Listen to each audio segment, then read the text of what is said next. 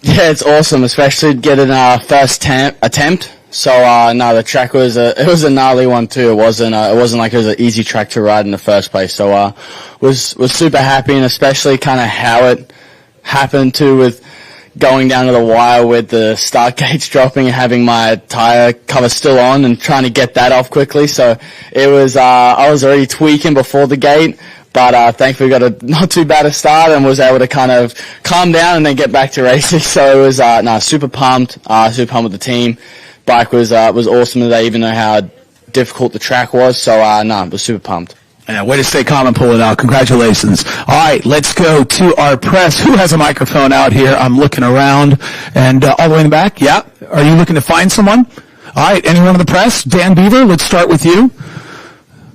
Dan, you can restate your name and your affiliation. Dan Beaver, NBC Sports. Eli, before the race we talked, you weren't really interested in talking about podiums, but with the perspective now, this is the 10th consecutive podium, your 10th second place finish or better. Does that, has the perspective changed at all? Yeah, it's just, there's no place like Daytona for me, you know. It's always a good feeling here, good vibes, and, yeah, it's just a track that suits me, you know. And seconds is what we had tonight.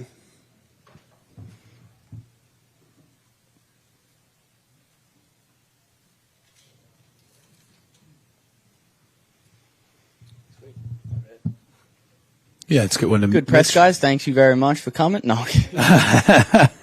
Chet will start asking us questions. Mitch Kendra here from RacerX. Eli, we saw a little bit of smoke come out of the bike.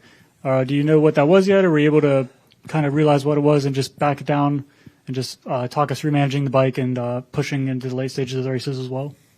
No, I didn't recognize the smoke coming out, and honestly, my clutch felt fine. So for what people were saying, I'm surprised I didn't feel it in my lever, but I didn't at all, and that's just the conditions out there. I mean, the ruts were crazy deep, and I'm a kind of a clutch abuser guy, so obviously got the bike hot, and that's what happens. And then we'll go to Sexton for one. Just talk about how the track broke down. Obviously, the second qualifying was canceled, but was there a big night and day difference from the beginning of the day and the end of the day? And just talk us through the last few laps of the main there when the track is really beat. Yeah, the track broke down. I mean, even press day yesterday, when it was dry, it was super soft, and then it's rained, and I'm like, this track did not need any more moisture. So I would say from second session to the rest of the day, it was pretty soft, more than what it was all day. So that main event, the line past the mechanics area got really gnarly, and that was a big separator. But it was a gnarly racetrack, and the ruts were unlike anything I've seen at Daytona. So it was a cool track, and definitely had to be on your toes.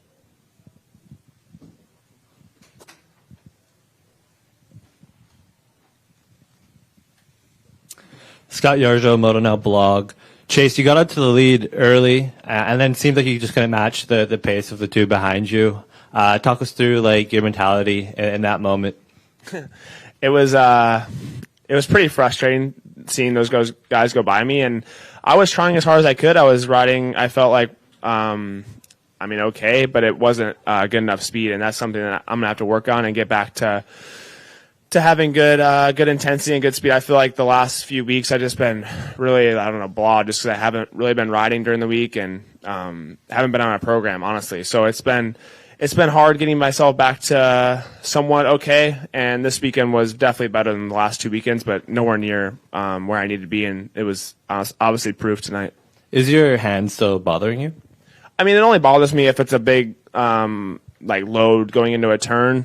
A few spots on the track, it would hurt me a little bit, but nothing where it was like hindering my pace or anything like that. It was nice able to ride this week and not really worry about my hand finally. Andrea Ruggiero, Motor Now blog.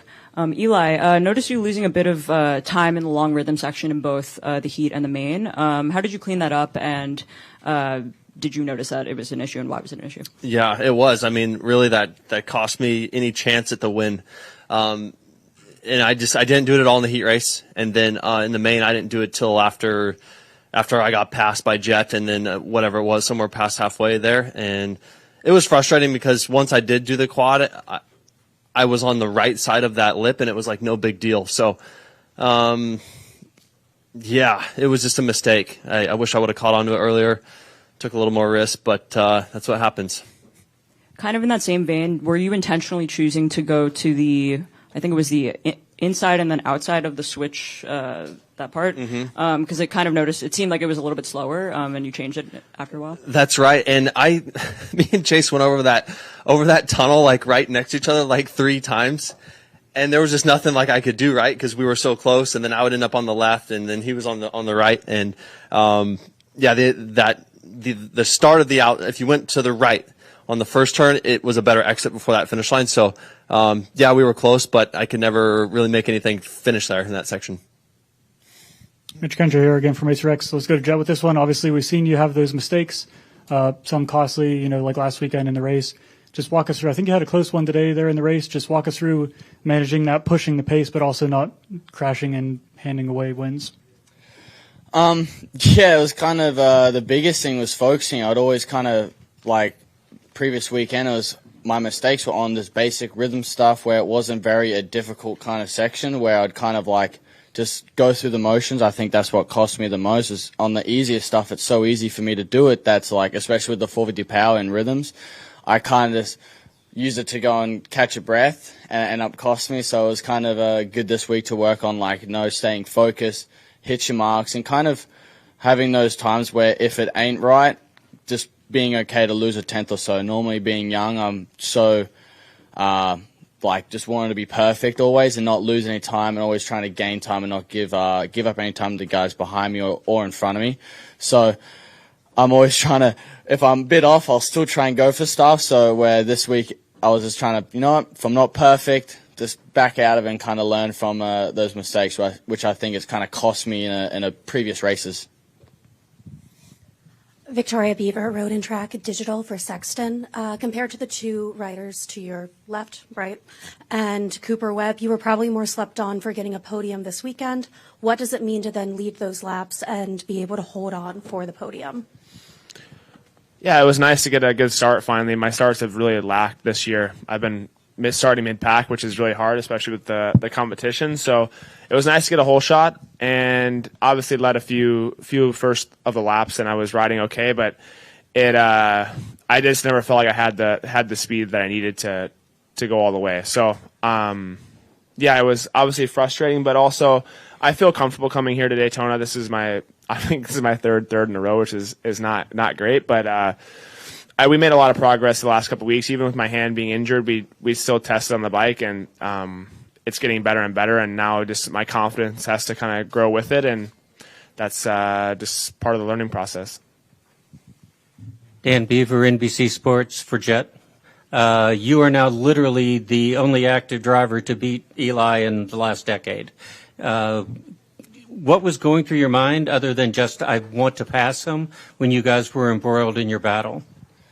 I was more kind of focused on not trying to die in those rhythms, really. I was so focused on trying to hit my marks, where it was kind of like you weren't really focused on trying to, I need to pass the person in front of me. It was kind of more so, I need to make sure I hit my marks, and if you kind of got close enough to the person, it was like, all right, I can maybe get him in this rhythm, or all right, I just have to follow him through this section. So it wasn't really focused on, I got to get past Eli and then got to get past Chase. It was more so like, just hit my marks and try and get as close as I can to either force a mistake or even if get lucky and kind of hit a rhythm faster or get to the whoops faster.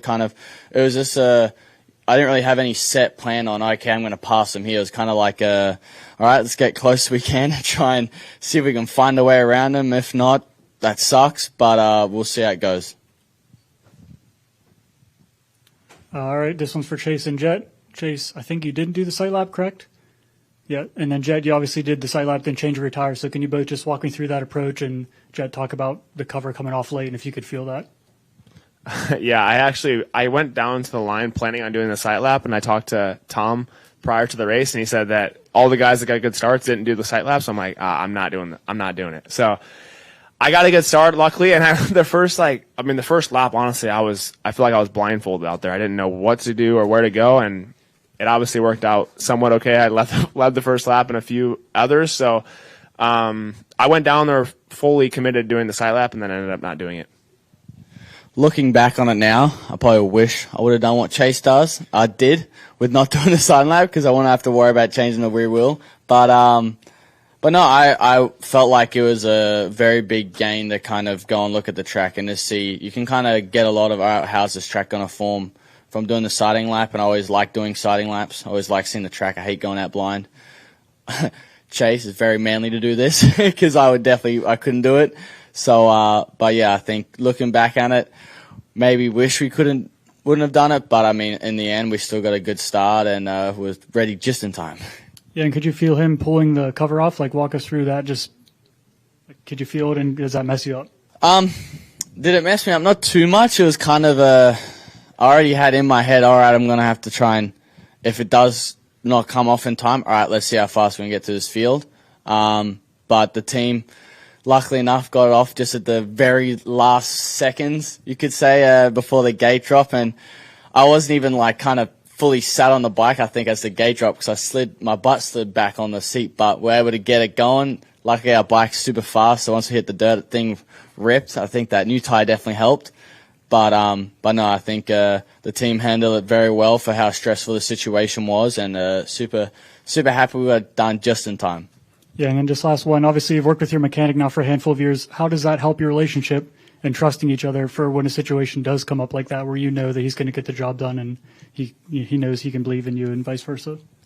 I think obviously makes it stronger.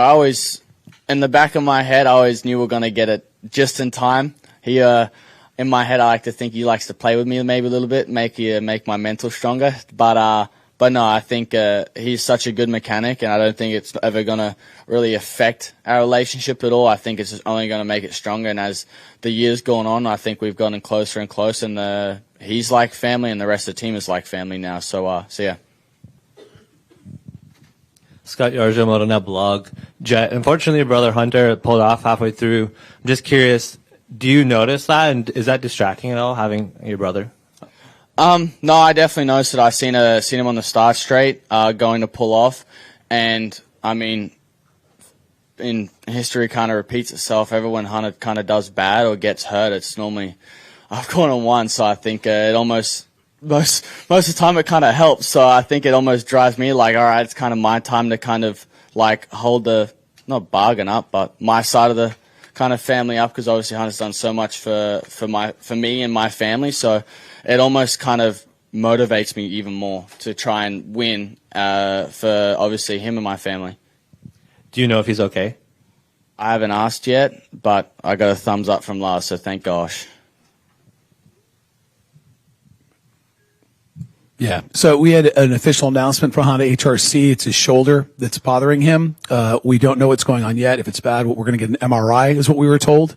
And then we'll find out information tomorrow about that. As soon as they find out the results of the MRI, we'll find out what exactly is happening with him. But other than that, he's doing good, and hopefully it'll be a quick recovery for Hunter Lawrence. Cool. Any other questions here from the press? I think we're all good. Please give it up one more time for Jet Lawrence, Eli Tomac, and Chase Sexton.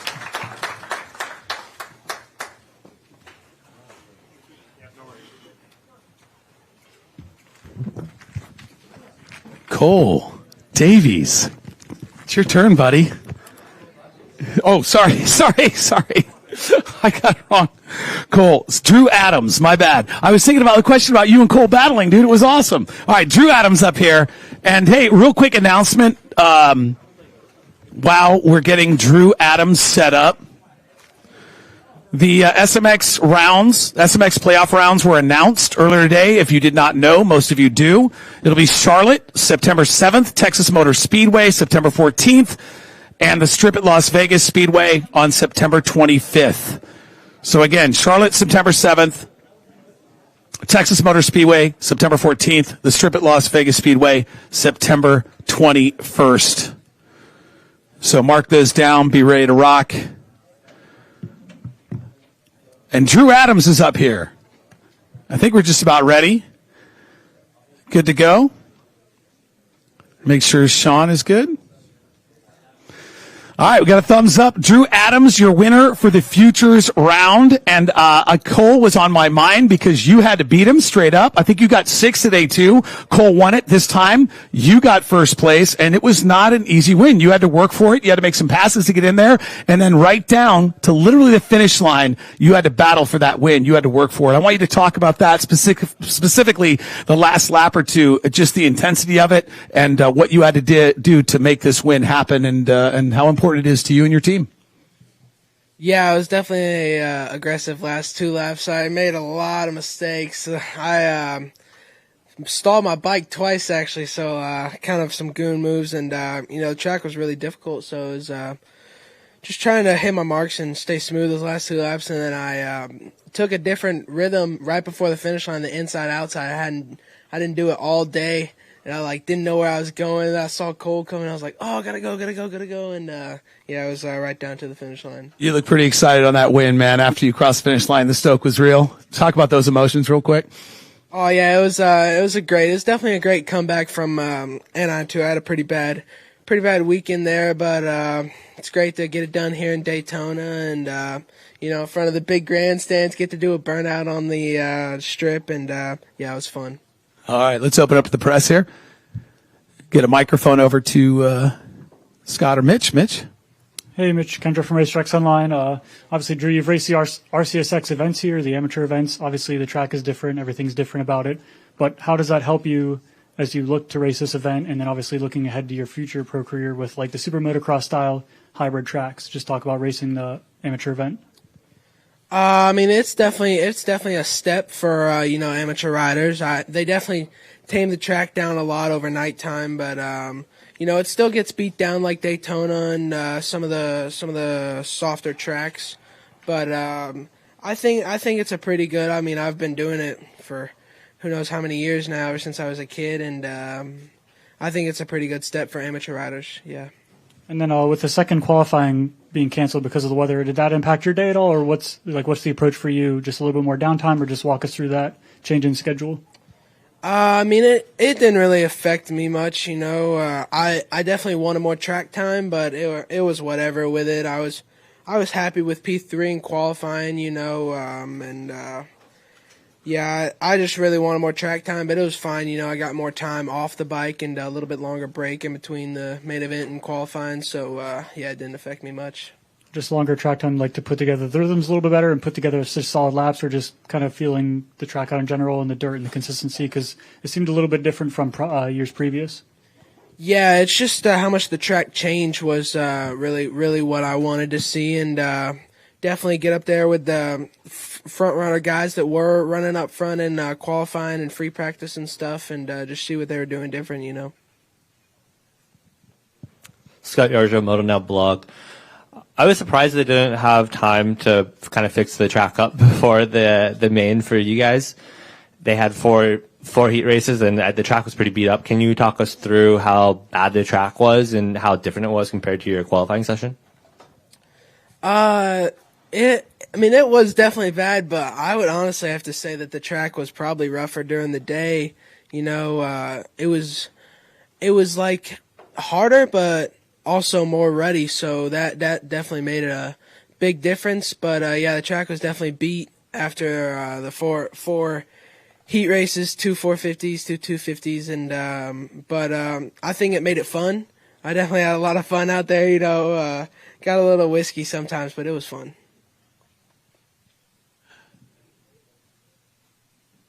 Cool. Anybody else? Put your hand up. You have a question? I think we're good. All right. Drew Adams, number 300. Big round of applause. Brilliant run. Very entertaining.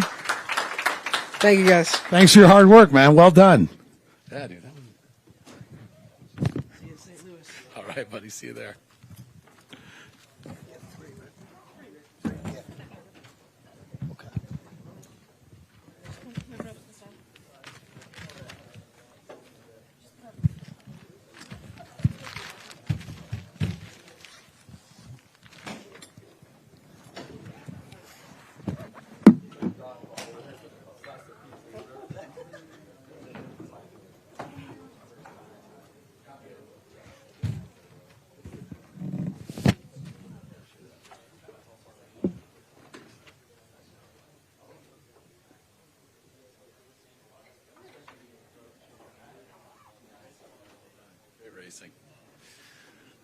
I think we're ready for our 250 podium up here.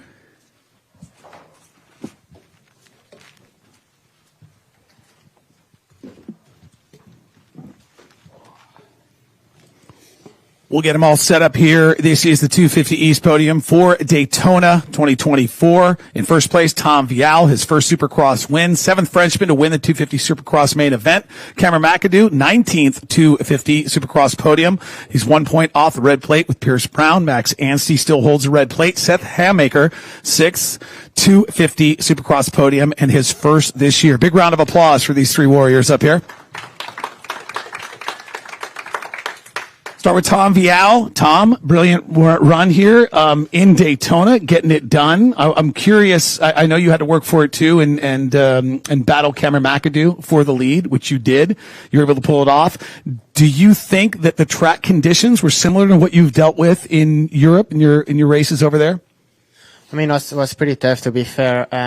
I started like around 5th or 6th, and then I passed pretty quickly, and I was behind Cameron like in position 2, and he was riding pretty good, so I tried to stay behind, and he actually did a mistake in the rhythm. I could pass him, but yeah, the track was kind of sandy since already the press day, so I just felt good. I didn't feel so good in the heat race, but somehow, like in the main event, I rode pretty well, and when I passed first was pretty nice, and I just had a clear track and could ride until the end. It was nice. You rode pretty well. Well said. Understatement, but great job. Congratulations. Let's go to the press right now, and we'll start again. Mitch Kendra, grab the mic there, and we'll start off with him. Mitch Kendra from RacerX Online. Tom, before the Detroit opener, we kind of talked about, last year being such a learning experience just from everything from the race day schedule, the track, the environment, everything. Just talk us through how, have things been slowed down for you almost, just being the second year, and just kind of how you're able to take this next step in your career, being here for getting familiar places now? I mean, yeah, like last year was only my first year, and was pretty tough. I kind of, to be honest, I kind of struggled a little bit, and I feel way more safer on the bike, I would say. So I kind of enjoyed way more riding Supercross this year, and I mean, today was a Supercross, but not really. So I kind of want to go back to a normal Supercross and see what we can do. I got P3 last weekend, but I want to fight like for the win on a normal, let's say on a normal Supercross, and that's really my goal for the next weekend. Yeah, and I think last year, if I'm not mistaken, you had a good start, but you kind of crashed out early here.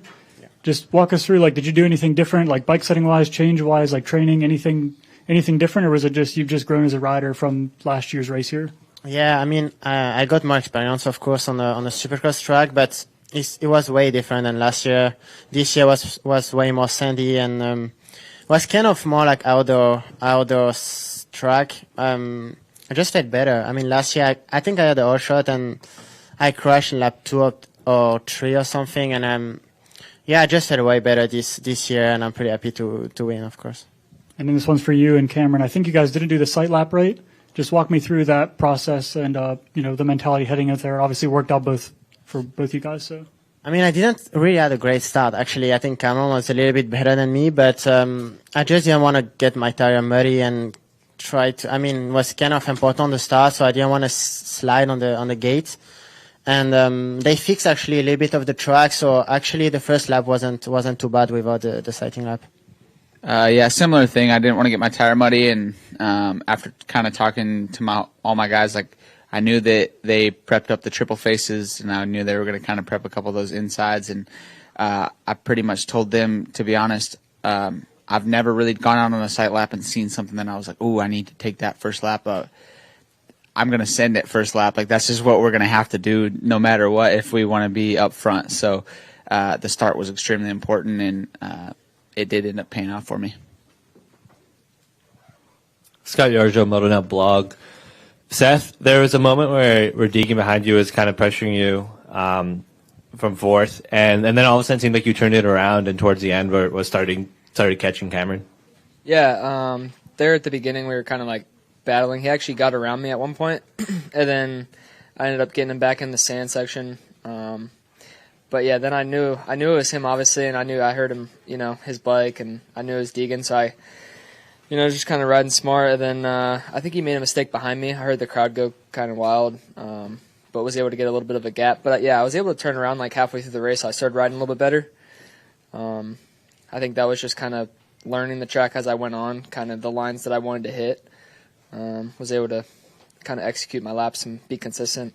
Nice to have a little bit of a gap. And yeah, I started reeling Cameron a little bit, but it was kind of, we were yo-yoing back and forth. Cameron, did you notice him catching you at the end? I thought he was Deegan the whole time, to be honest. But yeah, I did feel that. Like I was definitely gauging where he was at, and I was marking him each lap. I knew how many laps I had to go, and after I made those two pretty significant mistakes in that long rhythm lane when Tom got past me, and then the next lap. So when those two stacked up, I knew that I just needed to execute my laps the best I could to stay consistent. Like Tom had a lot of pace in a couple areas, actually, not just that rhythm that I messed up. So I found a couple lines from him, but yeah, like to be honest, I could feel Seth and I knew where he was, and I wasn't quite as comfortable to let him get that close to me. But it was kind of funny because after the finish line, he was stoked. I could tell, and I'm like, "Did Deegan fall?" And he was like, "I don't know, like whatever." And I thought it was Hayden the whole time, because I guess that kind of shows how like we're just really focused forward. But yeah, Seth rode really good tonight. Andrea Ruggiero, Moto Now blog. Tom, I noticed that obviously you were going really fast in the main. Did you do anything? Did you change anything from the heat race to kind of increase the speed, or was it kind of the same and you just had different results? No, the bike was the same. I mean, in the heat race, the track was way different, was a little bit faster, but I feel like it was way more muddy. They kind of prepped the track, and all the dirt and the mud was on the track, and by the main was more like slow and way more ruts. So I kind of like when it was slower and more technical, the track. So I didn't change anything. I actually felt the best all day during the main. So that's what I should do, I think. Dan Beaver, NBC Sports. For Tom first, with the third and a first, you've got an average finish of second over the last 2 weeks. You take out the Detroit thing, and you are now in the points battle. Has that set in yet? Exactly what that momentum is carrying forward? Yeah, of course. I mean, after the crash in Detroit, it was nice to be back on the podium. I mean, to be on the podium last weekend and grab the win this weekend. But championship is still long. I think we are all pretty tight in the points, so it's nice to be kind of back. And yeah, we're gonna keep on training and keep on fighting for the rest. And for Cameron, basically the same question. I think you're now like 1 point out behind Max. Definitely have more momentum with the pair of second place finishes. What does that mean for the next couple of weeks? I think all the same. Like we need to do our best every time, and I think we only have 9 or 10 rounds. You have to maximize points every time.